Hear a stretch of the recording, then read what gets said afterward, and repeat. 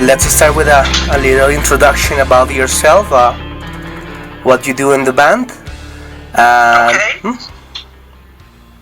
Well, hello everybody. My name is Dirk. I'm guitar player in the band EDGUY, and let's talk a bit about the new album Monumets now. Wonderful. So this album, it's been the last one that you actually released was 3 years ago, the Space Police album. So this new album is called Monuments. I would like to talk about the name of the record, and if you actually have some elements inside it about the actual context of politics or economics in the world as well. Worldwide is a very difficult time, to make music. So I would like to know that about the record. Well, first of all,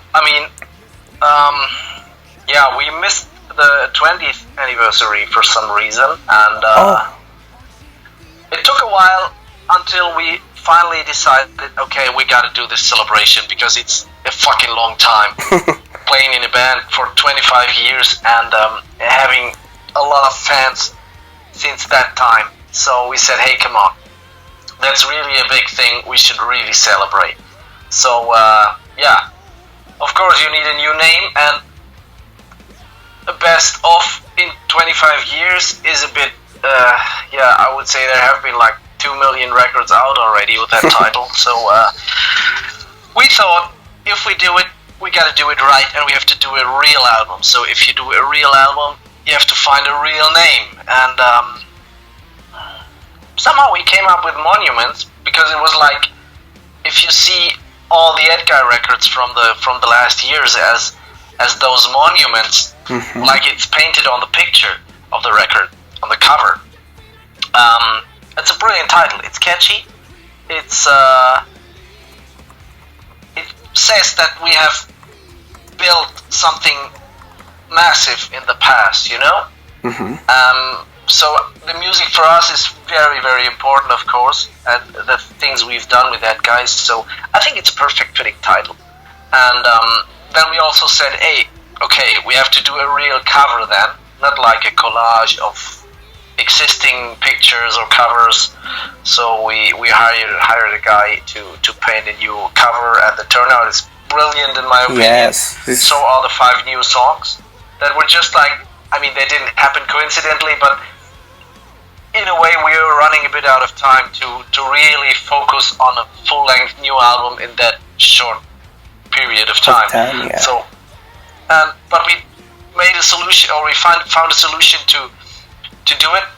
But first we thought we'd just do a best of what we've done. But I hope there are going to be like 25 more years in the future. So we said, hey, come on, wouldn't it be a great thing to have some new tracks on it, and not like some B-sides from the past? This is cool, of course, but we said, hey, we're still doing it, and we want to do it in the future as well. So let's see what we have, and we collected some ideas because everybody's recording demos at home and doing something in between, of course. And we found a way of producing it, recorded in February and March, and the turnout was like these 5 songs, and I pretty much like them because they're like pretty diverse, and they fit perfectly to that 25 years best of compilation, but also stand for what EDGUY is able to do in 2017, and this is a very good combination in my opinion.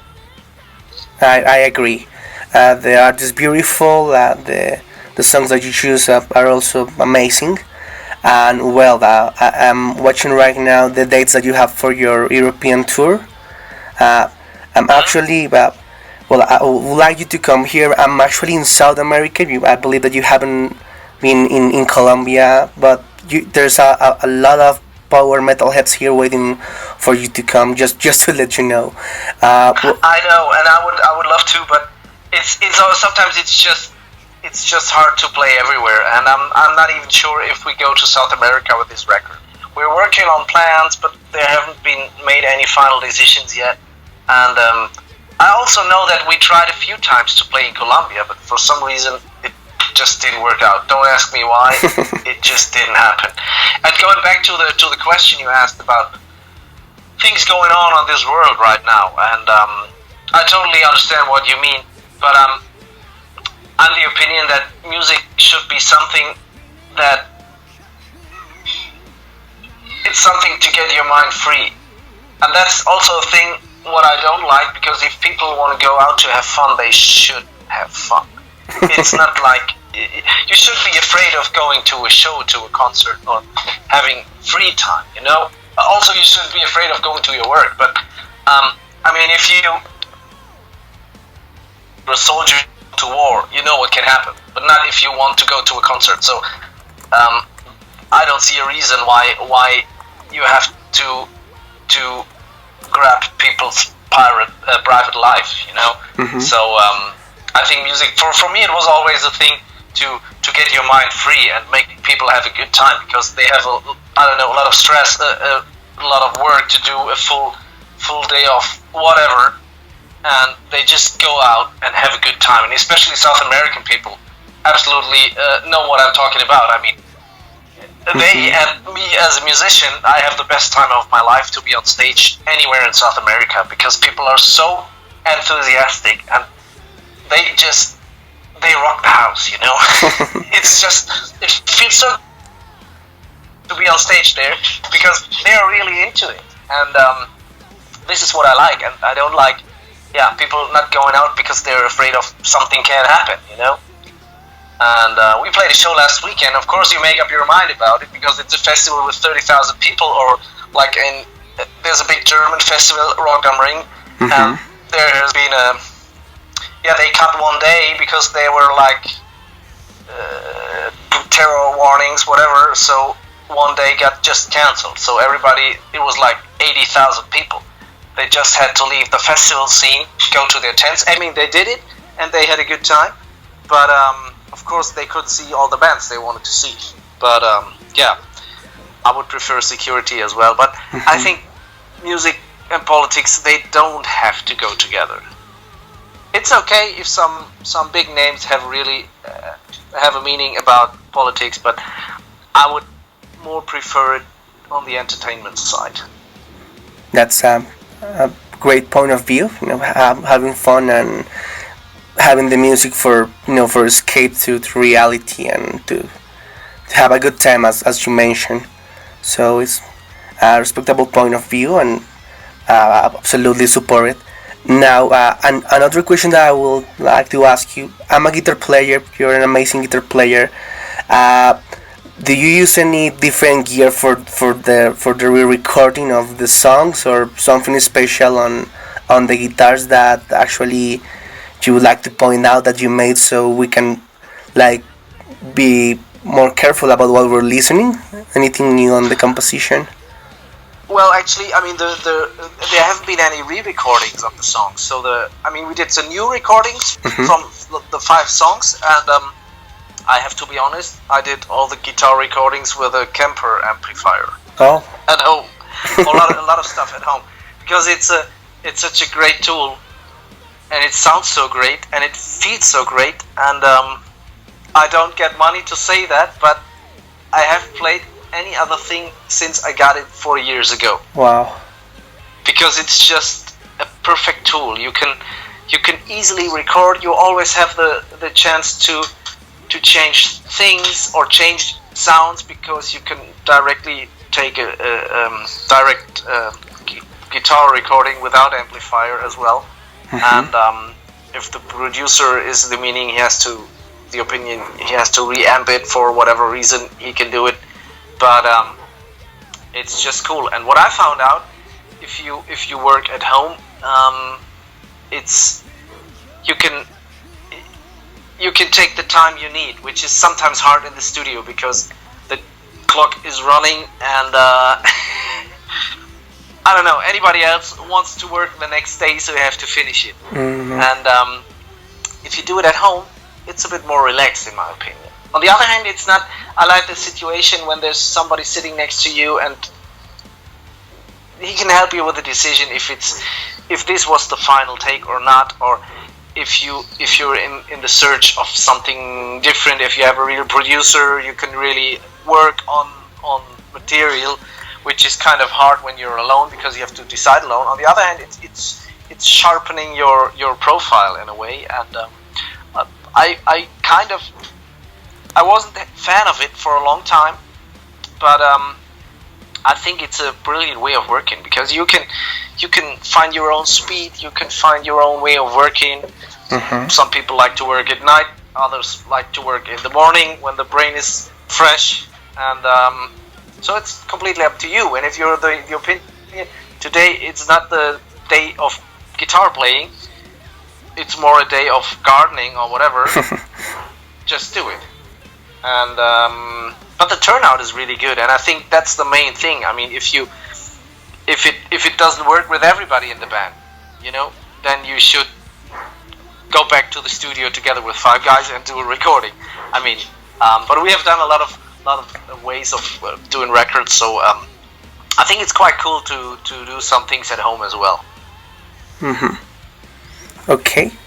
Now, Besides that, if you want to be a good guitar player and not like me, I mean, you gotta practice a lot. Do it when you're young. It's much easier than being old, and I miss that nowadays. I was a bit lazy when I was a kid, and because there were always, I mean, of course I had the band, but there were always some other things going on that took my time for some reason, and here and there it would have been much better to play, to practice a few more hours. that's a great advice for young people starting a band. And about that, well, nowadays, power metal still being like a heavy kind of metal. It has a lot of followers around the world, but for new bands, it's very difficult to get a name like reinvent the genre. And I would like to know if you have been on the road for 25 years, have an amazing band, amazing records, strong records. You already gave a message to like a guitar player as you're starting, like take advantage of your youth and make the time count. But for a full band, a power metal band that would like to start right now, either here in South America or in Europe, would you like to give an advice or a recommendation? Because it's a hard struggle to reinvent this kind of genre and be original. Do you have any kind of advice for new bands or for new people that would like to go in power metal? Well, I mean, I think there's no master plan being a successful power metal band, because if there would be one, everybody would do it. But I think one of the main thing is it doesn't really matter what kind of music you do. You just have to find the right music for yourself. Because if you do a thing with your heart, you do it right, and then it's an honest thing, and people for some reason realize that, I guess. And when we started, or when we got a bit more successful in the end of the 90s, then a lot of power metal bands came up, because there was a kind of hype that EDGUY and some other bands created again, and but a lot of bands disappeared in between because they were just following the trend, and I can just give the advice: go to the store and buy a guitar or play an instrument, because a lot of kids don't do that anymore nowadays. I'm in touch with a lot of people from the music industry selling instruments, amplifiers and stuff, and they all say the numbers are going down because people just don't play guitar anymore. They're busy with their smartphones, iPads, whatever. Or, I mean, I can understand, you can waste a lot of time doing Snapchat, whatever, all this crap. But if you would just grab a guitar instead and find some buddies joining a band, and maybe you just have a great time doing it, it's a cool thing. And if you then manage to play a few shows and get bigger, maybe get a record deal, try to be good, it's a great thing. Okay. Yes, I definitely share your point of view. It's it's a world that is so disconnected of like real things like play a guitar. They instead of that work with applications that actually emulate guitar on the iPads or on our computers. So it's basically in this kind of matter we are losing it. We are technology is a good opportunity to make things easier, but completely understand that they are forgetting the basics, the magic about music. So like that's the thing. I mean, I was never that technical guy, you know, in being so much into recording machines, desks, whatever. And I'm so happy to have an easy setup, and you can really do great things here at home recording music. I mean, you need a computer, an interface, and whatever amplifier simulation, and you're ready to go, basically. But I know what you're talking about. It's like you can also buy easy guitar player or whatever software that just does what you're not able to do. And the challenge is to be a better player. So you just have to play. And this is what I still do. I mean, I could sit down and cut all the stuff I record and find the best parts and put it together again and change the tuning, and the possibilities are endless nowadays. Mm-hmm. But I'm that old school guy, so I have to play it like 50 times until I've found the right take to say, okay, that's the one I wanted to have. Like you had to do in the studio. There was just a tape machine. I mean, when we started, we were recording on tape, and this was really like a much higher challenge than nowadays. And like I said before, it might be better to focus on the main thing, like focusing on playing guitar, and not like being a pro in Cubase or Pro Tools or whatever. I mean, of course, it's essential and very, very useful and powerful tools to record music, but it's about the music, you know? That's the main thing. A good song is a good song. It doesn't matter how it sounds or who recorded it. It's the quality of music, and this is what lacks a bit nowadays as well, because, I mean, everybody, also the record companies, they try to gain money because they sell less records, so they sign more bands, but they sign a lot of not that good bands. So you have like so many releases, or also tours. I mean, there's so many bands on tour, it's unbelievable sometimes. And people really should focus on the quality of music, also in hearing music, not like listening to playlists from Spotify. I mean, it's okay. I don't have a problem with MP3, iTunes, whatever. It's perfect. I love it. I can carry all my CDs on my computer wherever I go.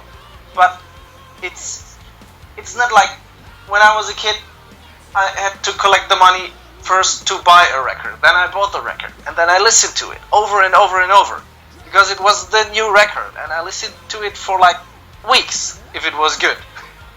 And people just don't do it. They can choose out of 20 million songs, which is, I don't know, amazing. I mean, it's a great tool, but I'm not the guy to do it, because when I checked it, of course, but I need like half an hour to check out what I want to listen to, because it's too much, you know. And I know this, or maybe that band. No, this band as well. It's way too much, and it's just not. It doesn't focus, you know. I completely agree with you. There is not quality time with music like the way we used to do it before with the LPs, with having 2 hours of your time to sit down and listen to a piece of music, verify all the details. Nowadays, because of technology and because of time, that quality and that appreciation of music has decayed. Yeah, exactly. I mean, like I said, young kids, they consume music. It's more like being in an elevator, for example. Mm-hmm. Something's happening in between. But if you listen to a playlist, I mean, you just don't remember what was on it, maybe. If it's not your own playlist, you know?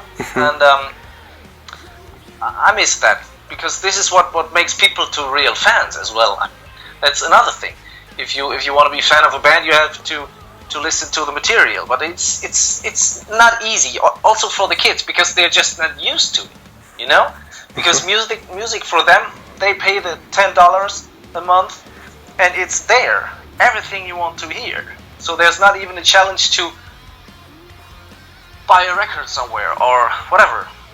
Go out, make money, that you even have to have the money to buy the new AC/DC record that's out in 2 weeks or something, and you want to have it, and you have to pre-order it at your local store because otherwise it wouldn't be there. There hasn't been Amazon or anybody else. It's a different way, but yeah, we have to get used to it. I mean, also the record companies have to find a way to go through, and I think they will. And that's why I was talking about the quality of the music, because that's what, in the end, what counts. Quality bands will always survive, I guess. So, an advice for a young musician: try to be good. Just always try to be the best in what you do. And it might pay out someday. There's no guarantee, but it might help a lot, I think.